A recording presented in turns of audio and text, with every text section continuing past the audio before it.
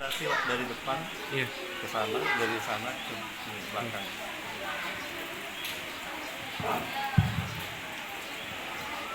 Bismillahirrahmanirrahim. Assalamualaikum warahmatullahi wabarakatuh.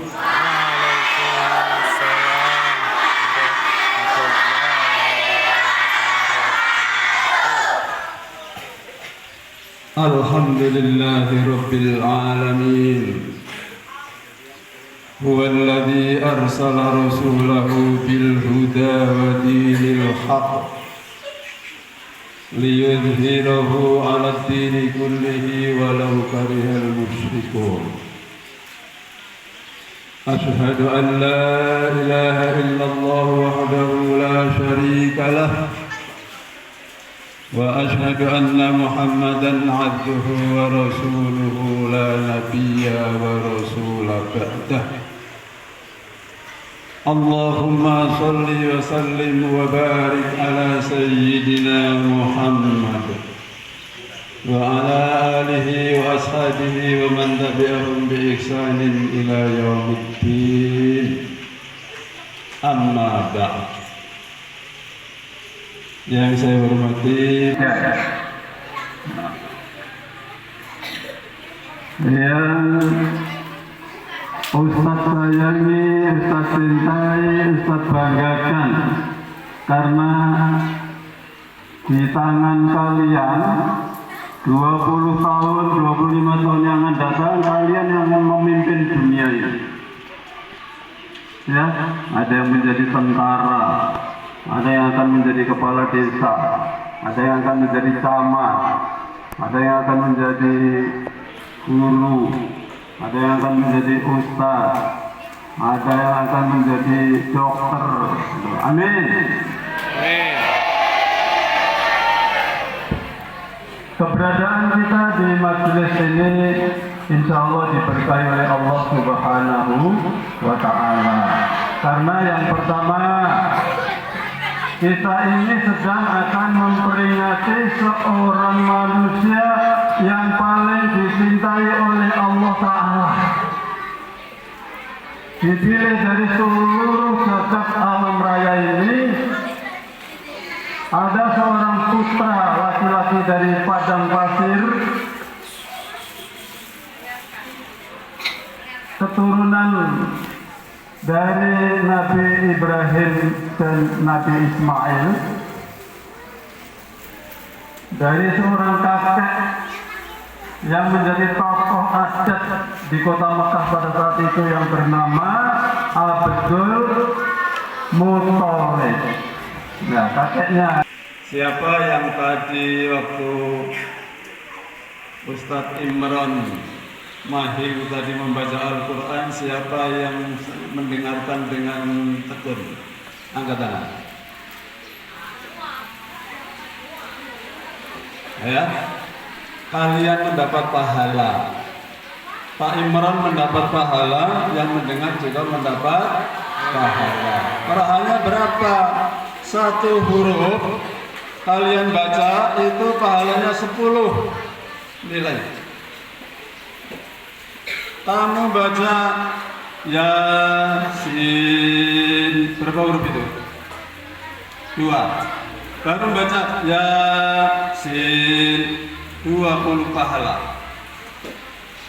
Kalau kamu baca Bismillahirrahmanirrahim,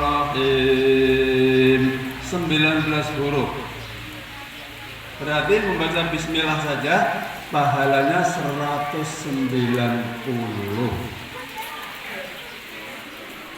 Ya. Ini salah satu keberkahan kita dalam pertemuan ini.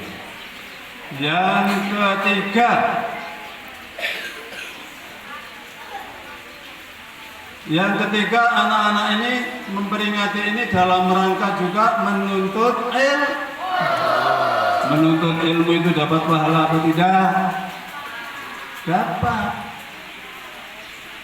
Soalnya ujar Nabi ini ya, tolabul ilmi faridotun ala kulli muslimin wa muslimatin. menuntut ilmu itu wajib hukumnya bagi umat Islam, laki-laki maupun perempuan.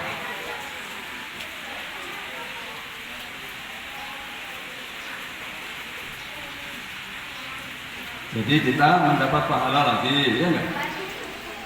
Kemudian kita tadi juga membaca sholawat. Siapa yang tadi membaca sholawat dengan baik? Angkat tangan. Kalian mendapat pahala juga. Dan Rasulullah diberi kekuatan oleh Allah.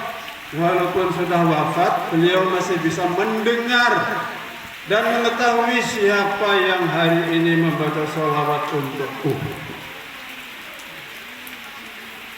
Ya, apa sih hasilnya? Di samping dapat pahala, nanti pada hari kiamat semua yang ada di muka bumi ini hancur berantakan. Tidak ada bangunan, tidak ada tumbuhan, tidak ada gunung. Matahari sangat dekat dengan kepala kita sehingga kita rasa panas mendidih. Semua gelisah, semua bingung, semua panik.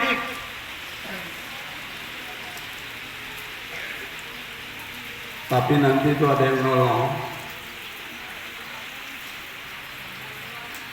Yang pertama, amal-amal kita. Kalau kita pernah bersedekah, sedekah akan menolong kita. Kalau kita pernah membaca Al-Quran, Quran tiba-tiba datang membawa pertolongan kepada kita. Kalau kita pernah berpuasa, puasa itu akan datang menolong kita. Sampai kita heran, kenapa kamu ini kok baik sekali? Siapa kamu ini? Oh, saya ini zakat yang pernah Anda bayar itu. Saya ini Quran yang pernah Anda baca. Ini ada dalilnya dari Rasulullah SAW. Iqra'ul Qur'ana fa innahu ya'ti yaumul qiyamati syafi'an li ashabi. Ya. Bacalah Al-Quran karena Al-Quran itu akan memberikan syafaat kepada pembacanya atau pecintanya atau sahabatnya.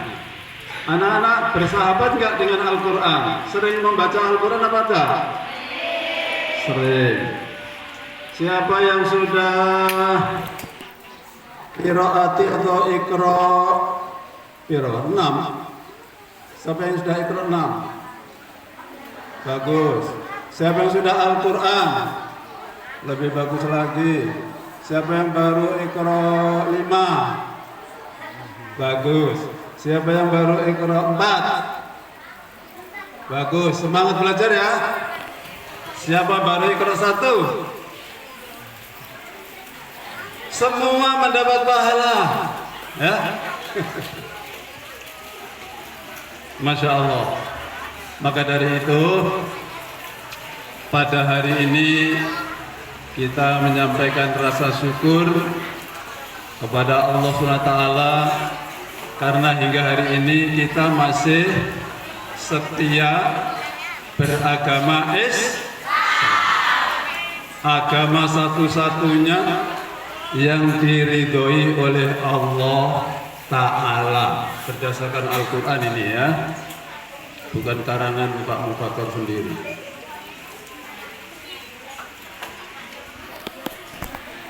Memang kenapa kalau tidak beragama Islam? Kalau tidak beragama Islam itu sungguh sangat kasihan. Halo. Jawabnya hai gitu ya. Halo. Hai. Halo halo. Ya. Tolong didengarkan, nanti siapa yang paling banyak bicara nanti Bapak suruh menggantikan Ustadz sini ya untuk bercerita. Ya, siapa yang banyak bicara nyari nanti akan diminta ya, diminta untuk menggantikan supaya kita enak mendengarkan ya. Lanjut. Kemudian tidak lupa, oleh karena nikmat Allah yang demikian banyak, termasuk salah satu nikmat yang paling besar adalah nikmat dilahirkannya Nabi Muhammad sallallahu alaihi wasallam. Karena beliau dijadikan oleh Allah sebagai rahmat bagi semesta alam. Maklum, Nabi itu mempunyai sifat yang istimewa. Ya, semenjak lahir sampai beliau wafat itu tidak ada sifat-sifat yang buruk. Nah itu. Masih ingat anak-anakku sekalian? Nabi Muhammad itu lahir tanggal berapa? 12 Rabiul Awal tahun gajah. Karena waktu itu agama Islam belum mempunyai kalender. Nanti ada ceritanya kalau masih ada waktu ya. Nah, kalau tahun Masehi pada waktu itu tanggal 20 April 571 Masehi. Nah, kenapa dikatakan tahun gajah? Karena sebelum beliau lahir, Allah sudah memberi tanda akan mau lahir seorang manusia agung yang akan memperjayakan umat seluruh dunia, khususnya umat-umat yang mengikuti tuntunan beliau. Nah, ada serombongan tentara yang dipimpin oleh seorang raja. Rajanya bernama siapa? Bukan Fir'aun, anak-anak. Habasyah.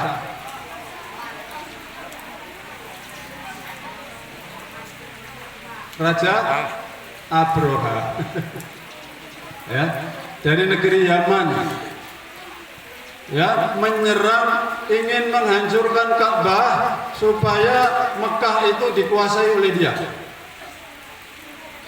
Mereka sombong, rajanya naik gajah yang besar, kan? Pasukannya naik kuda-kuda pilihan, bersenjata lengkap. Sementara itu masyarakat kota Mekah, kaum Quraisy pada saat itu dalam kondisi terpuruk. Apa terpuruk itu ya? Jahiliyah. Mereka sukanya minum minuman keras, mabuk-mabuk, kesukaannya berjudi, kesukaannya main perempuan. Kalau ada ibu-ibu melahirkan anak perempuan harus dibunuh. Anak putri, di samping kalian berterima kasih kepada Raden Ajeng Kartini, jangan lupa Raden Ajeng Kartini memperjuangkan harkat wanita itu karena orang tua beliau seorang adipati. Kalau di kota itu bupati ya. Dari mana ya? Jepara ya, adipati Jepara. Nah, ayahanda yang seorang bupati ini untuk mendidik putrinya yang cerdas ini mendatangkan seorang kiai, seorang ulama untuk mengajari ngaji dan ilmu agama kepada Raden Ajeng Kartini. Setelah Raden Ajeng Kartini memahami ajaran Islam yang demikian cerdas, yang demikian mulia, yang demikian tinggi, sampai beliau mengusulkan kepada kiai, ya, Pak Kiai tolong supaya bangsa saya ini, bangsa kita ini menjadi cerdas, tolong Al-Quran ini sampean terjemahkan ke dalam bahasa Jawa. Bahasa apa? Kenapa bahasa Jawa? Karena waktu itu belum ada bahasa Indonesia. Ya kan? Masih zaman penjajahan toh. Ya, penjajah Belanda itu curang sekali, jahat sekali. Anak-anak orang biasa nggak boleh sekolah. Ya, kekayaan yang ada di muka bumi Indonesia ini dikuras, diboyong ke Belanda. Yang boleh sekolah hanya anak-anak penggede. Apa penggede itu? Pembesar, ya. Keturunan raja, keturunan bupati, keturunan ningrat, itu saja yang boleh sekolah. Maka Raden Ajeng Kartini berkesempatan bersekolah sehingga mengetahui ajaran Islam itu juga oleh karena beliau mengaji. Di samping berterima kasih kepada Raden Ajeng Kartini, kita semua berterima kasih kepada Rasulullah Sallallahu Alaihi Wasallam. Coba ini ya, pada saat di kampungnya di kota Mekah itu, apabila seorang ibu melahirkan anak perempuan, adatnya mereka harus dibunuh. Karena anak perempuan itu tidak dihargai pada saat itu ya. Tapi giliran Nabi Muhammad SAW menikah dengan Ibunda Khadijah, betul? Mempunyai anak pertama, namanya Fatimah.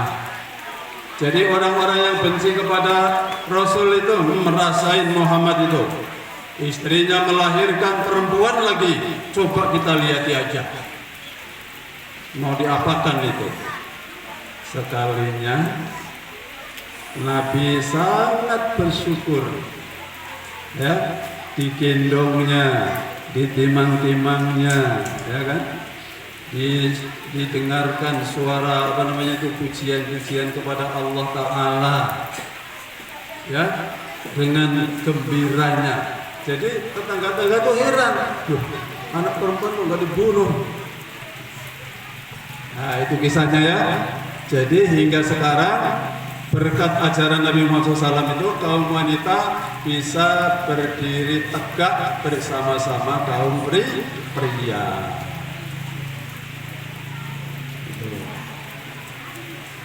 Sampai sekarang pun hanya Islam yang sangat menghargai wanita.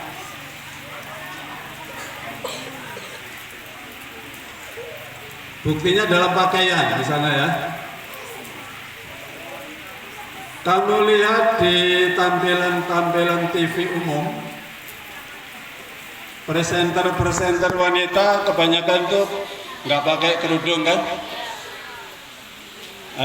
bajunya cekak kan, roknya di atas lutut kan. Padahal yang laki-laki pakai celana panjang, pakai kaos dalam, pakai kemeja, pakai jas, pakai dasi. Terbalik.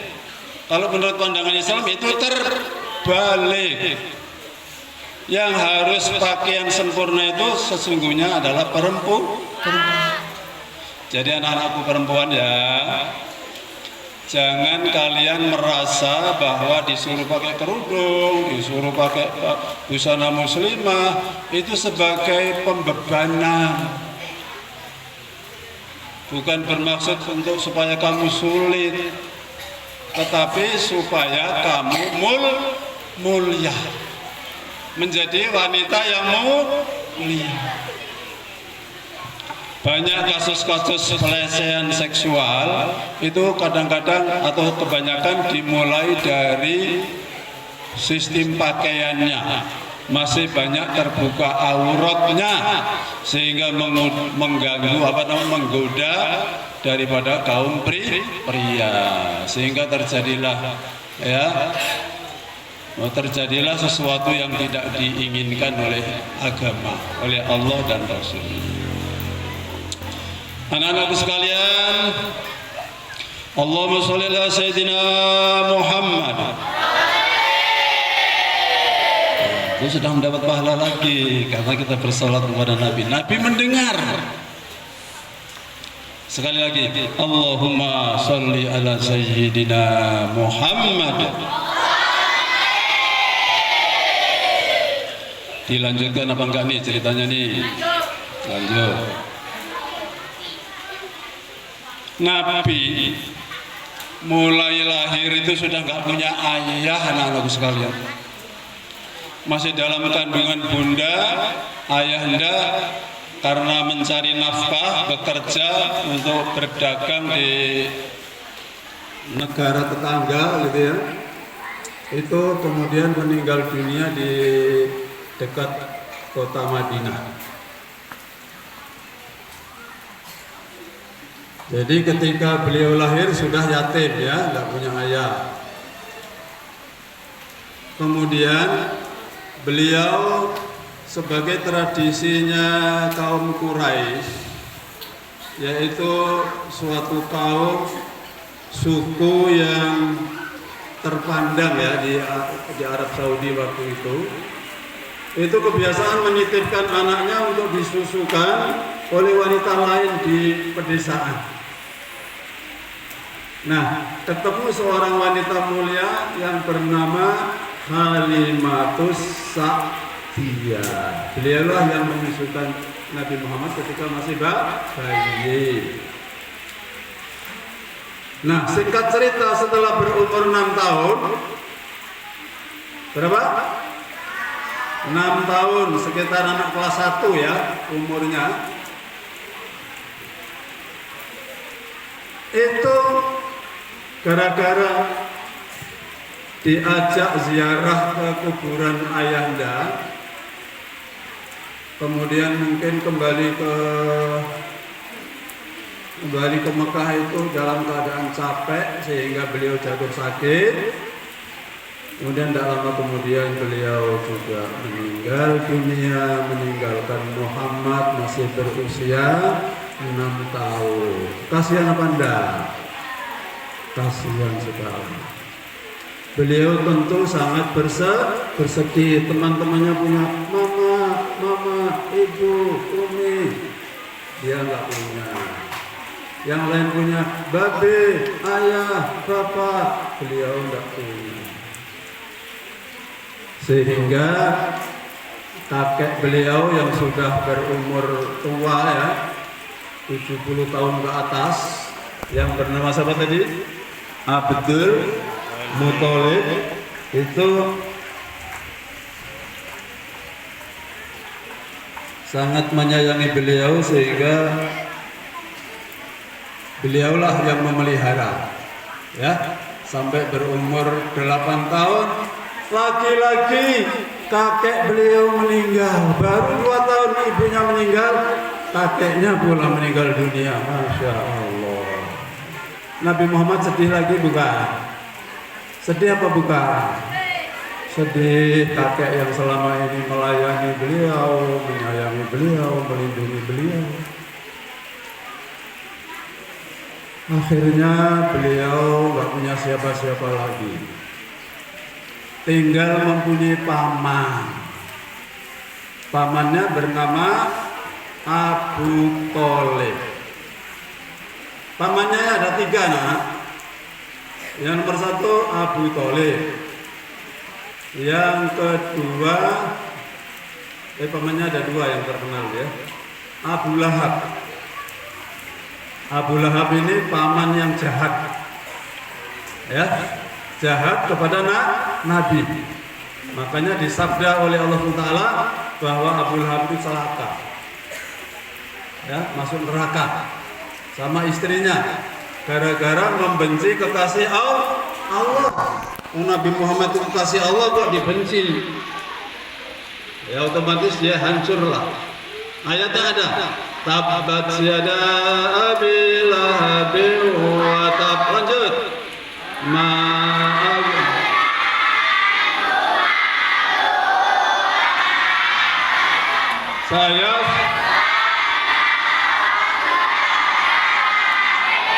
wa imra'atuhu hammalatal hatab.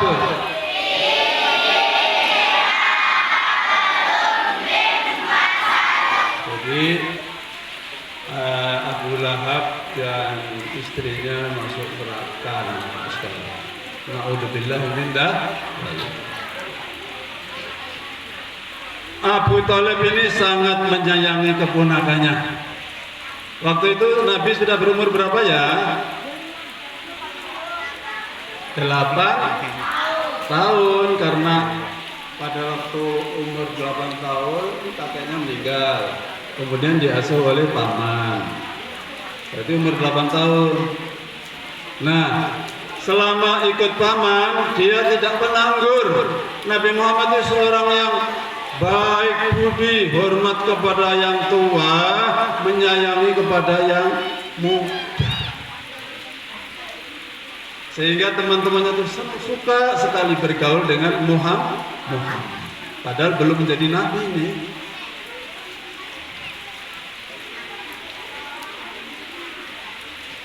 Di antaranya beliau pernah membantu mengembalakan kambingnya paman. Mengembala kambing. Siapa pernah mengembala kambing? Di sini tidak ada ya, langka ya. Pernah? Ya.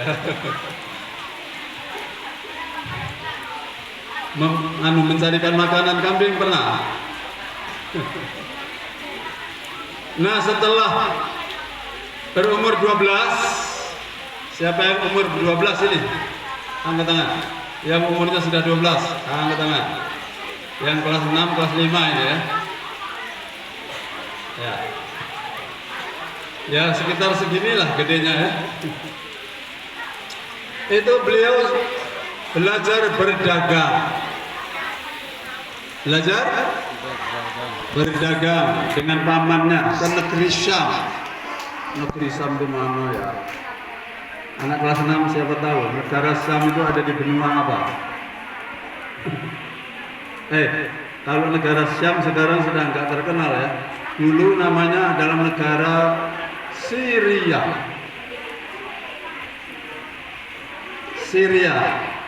Ya. Atau Tunisia ya. Tunisia di sebelah baratnya Mesir ya.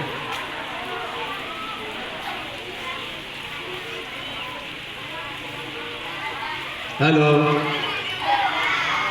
Hai. Allahumma shalli ala sayyidina Muhammad. Terima kasih. Belajar berdagang ini mempunyai peristiwa yang hebat. Ya. Berjalan naik unta, kluk gitu ya. Dengan rombongan para pedagang. Nah, di tengah perjalanan itu ada satu rumah. Ini rumahnya Bapak Pendeta. Pendeta ahli kitab. Ya. Dia masih setia dengan ajaran Nabi Isa alaihis salam. Beliau mempunyai kebiasaan yang baik. Berapa bulan sekali gitu, dia mengundang para pejalan, para musafir itu untuk singgah di rumahnya, untuk dijamu makanan. Nah, pas rombongan Nabi Muhammad itu diundang oleh pendeta ini. Pendeta bernama Buhaira. Siapa? Buhaira. Kemudian ini ibaratnya undangannya pendeta ya. Wahai kawan-kawan, bapak-bapak, saudara-saudara sekalian, sudah disuruh masuk ke rumah saya semua? Sudah. Kemudian Abu Thalib angkat tangan. Sudah Tuan. Tinggal satu anak kecil, saya tinggal di unta. Oh, jangan ditinggal di unta. Bawa dia masuk. Kemudian Nabi Muhammad diajak masuk ke dalam rumahnya Pak Pendeta untuk sama-sama makan-makan. Begitu Pak Pendeta melihat Muhammad waktu masih berumur 12, remaja ya, itu kagum. Beliau sangat tertarik dengan penampilan Muhammad SAW. Kemudian beliau dekati, ya, beliau dekati si Muhammad ini, karena dia tahu ciri-cirinya yang akan menjadi nabi nanti siapa. Diraba-raba sebelah sininya, di sekitar sebelah leher, agak belakang, antara pundak, itu ada benjolan kecil. Itu tanda yang diketahui oleh Pendeta Buhairah. Setelah mengetahui ada benjolan kecil, berarti yakin ini yang akan menjadi orang hebat.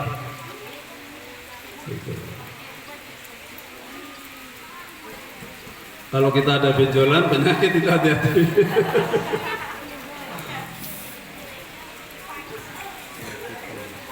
Nah, setelah mengetahui, setelah makan-makan semua kenyang, dia mendekati pamannya. Wahai saudaraku Abu Thalib, jaga ponakanmu ini, karena dia nanti akan menjadi orang hebat. Jangan diketahui oleh orang Yahudi, karena pasti akan dibunuh nanti, akan dijahati.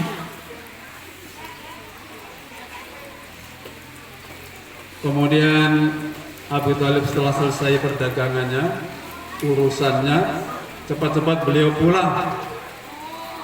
Kemudian lebih diketati menjaga ponakannya yang bernama Nabi Muhammad SAW. Alhamdulillah ya. Jadi ketemu pendeta malah dinasihati supaya Nabi Muhammad selamat. Nah, disingkat lagi, setelah berumur 25 tahun, Nabi Muhammad sudah pandai bekerja, pandai berdagang, ya. Badannya sudah semakin besar, gagah, wajahnya tampan. Tabungannya juga sudah banyak karena berdagang. Setiap mendapat laba itu disimpan ya, ditabung, rajin menabung sehingga beliau kaya. Nah, setelah berumur 25 tahun beliau pindah kerja. Tadinya kerja sama paman Abu Thalib, kemudian pindah kerja di seorang bos perempuan. Tadi yang sudah disebut namanya ya, Siti Khadijah ini seorang saudagar wanita yang kaya raya sekaligus cantik jelita. Banyak yang ingin melamar beliau, tapi beliau tidak mau. Halo. Kenapa nggak mau?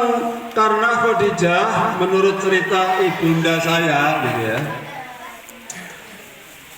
Siti Khadijah itu dulu pernah naksir kepada Tuan Abdullah, yaitu bapaknya Nabi Muhammad, tapi tidak kesampaian karena sudah kedahuluan Siti Aminah. Sehingga banyak orang melamar beliau tidak mau, masih rindu dengan Abdullah.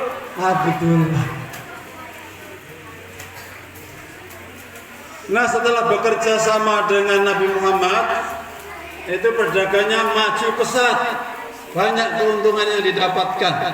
Oleh karena Nabi Muhammad ini cara berdagangnya unik. Apa unik itu? Ya, spesial. Tidak sama dengan pedagang lainnya. Misalnya HP ini ya, dia jual HP misalnya ya. Kepada para pembeli, calon pembeli itu dikatakan, ini HP saya beli 2 juta. Sekarang sampean mau beli berapa supaya saya tidak rugi, supaya saya juga dapat untung. Dengan cara begitu, para pembeli itu suka. Oh, berarti jujur sekali orang ini. Modal kok dikasih tahukan kepada calon pembeli. Makanya banyak yang belanja di situ, akhirnya dagangan Khadijah laris sekali dan mempunyai keuntungan yang besar sekali, sehingga Siti Khadijah menelusuri si Muhammad ini anak siapa ya. Orang kok sudah ganteng, budi pekertinya baik, jujur. Sampai si bos wanita ini jatuh cinta kepada Nabi Muhammad SAW. Kemudian disampaikan kepada paman Abu Thalib. Kemudian Abu Thalib menyampaikan kepada Muhammad, "Mat, kamu tidak mau menikah, mau tidak menikah dengan seorang saudagar kaya?" Siapa? Khadijah. Alhamdulillah Nabi Muhammad mau. Walaupun umurnya bertahun agak jauh. Beliau berumur 25 tahun, Siti Khadijah berumur 40. Tapi ternyata Nabi Muhammad dan Khadijah hidup bahagia sehingga mempunyai banyak anak. Ya. Cuma saya yang hidup sampai punya cucu, ya, itu cuma Siti Fatimah. Maka keturunan para habaib, turunan para nabi yang berasal dari Sayyidina Ali yang menikah dengan Siti Fatimah, itu saja keturunan nabi yang ada. Sampai di Indonesia ada Habib siapa, itu memang keturunan nabi, entah cucu keberapa gitu ya. Nah, saya kira kisahnya cuma dibatasi sampai di sini dulu. Kita ambil hikmahnya ya.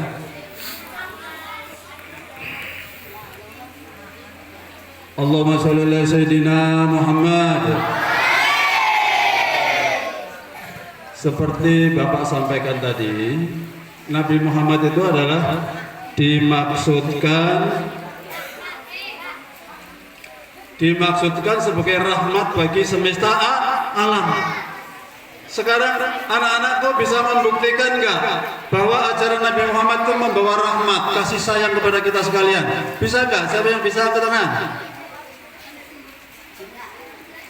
Banyak ya ajaran beliau yang menjadi rahmat kasih sayang kepada kita sekalian. Contoh, halo, ketika beliau menerima wahyu yang pertama berbunyi Iqra, bacalah, ya kan? Wahyu pertama dalam surah Al-Alaq, kata-kata adalah Iqra, bahasa Arab itu. Bahasa Indonesianya bahasa Arab. Apa gunanya membaca? Kalian oleh Bapak Ibu guru sebelum belajar, sebelum diuraikan, anak-anak dianjurkan baca dulu kan? Ya 15 menit membaca dulu, membaca pelajaran, supaya kamu mempunyai gambaran pelajaran yang akan dipelajari hari ini. Kalau ada yang bingung, tanya kepada Bapak Ibu guru. Nah, itu berkat diajarkan oleh Rasulullah. Menuntut ilmu juga diberi pahala tadi. Sampai beliau bersabda begini. Halo. Beliau pernah bersabda begini. Man salaka tariqan yaltamisu fihi ilman sahhalallahu lahu tariqan ilal jannah. Barang siapa yang berjalan menuju atau untuk menuntut ilmu, maka dia akan dimudahkan masuk ke dalam surga. Ya. Ini suatu janji yang sangat istimewa. Karena anak-anak sekalian, masuk surga itu tidak mudah. Tapi kalau dimudahkan oleh Allah ya sangat mudah. Kalau di surga nanti kalian nggak usah sekolah, ya, kalian nggak usah belajar, kalian nggak usah bantu orang tua, ya, cuma santai-santai saja menikmati nikmat-nikmat yang ada di dalam surga.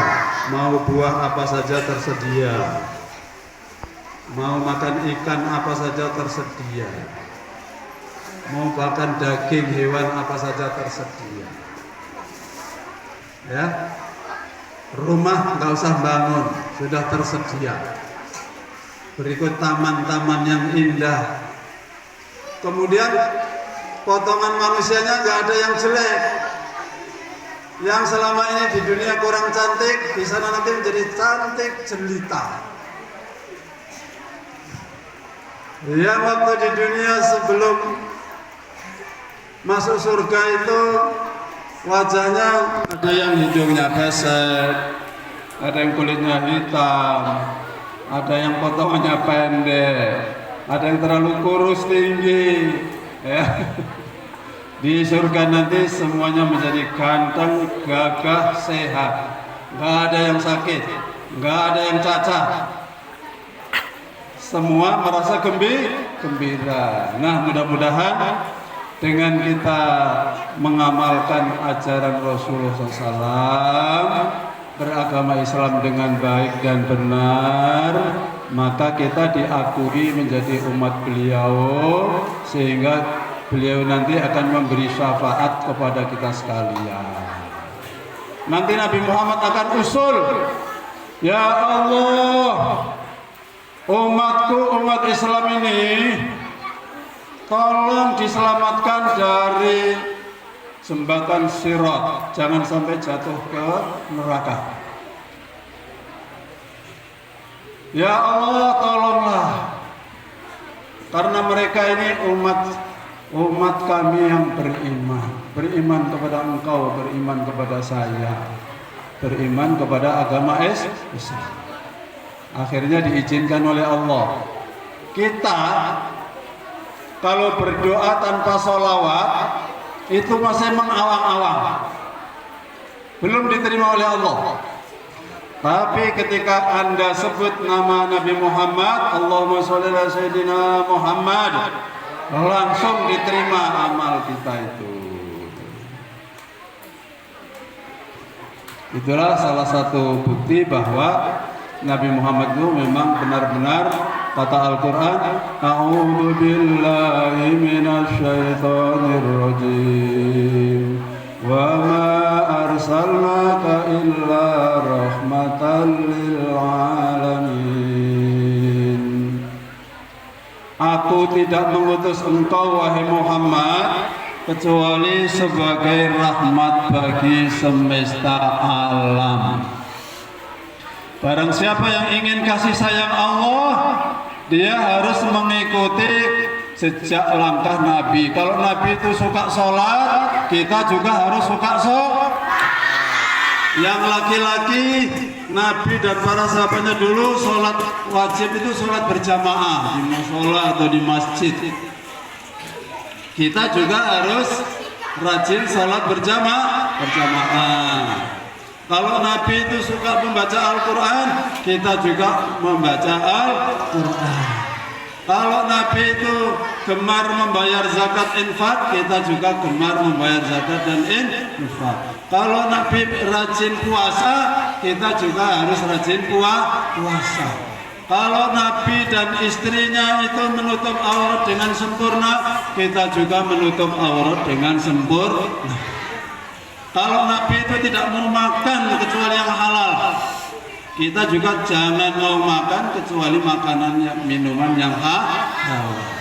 Insya Allah kalau demikian, nanti benar-benar diakui oleh Nabi Muhammad SAW sebagai umatnya, kemudian dipersilakan masuk ke dalam surga. Amin ya rabbal alamin. Kita tutup dengan Allahumma sholli ala Sayyidina Muhammad. Wabillahi taufiq wal hidayah. Cukup sekian yang dapat Bapak sampaikan pada kesempatan ini. Yang benar berdatangnya dari Allah, yang keliru dan salah itu dari promotor sendiri. Mudah-mudahan diampuni oleh Allah. Bapak juga minta maaf kepada Bapak Kepala Sekolah, kepada Bapak Ibu Guru, dan juga kepada anak-anak sekalian. Ya, mudah-mudahan kita bisa mengamalkan ya, bisa meningkatkan iman kita kepada Allah, bisa juga kita bersemangat untuk menjalani ibadah. Akhir kala, assalamualaikum warahmatullahi wabarakatuh.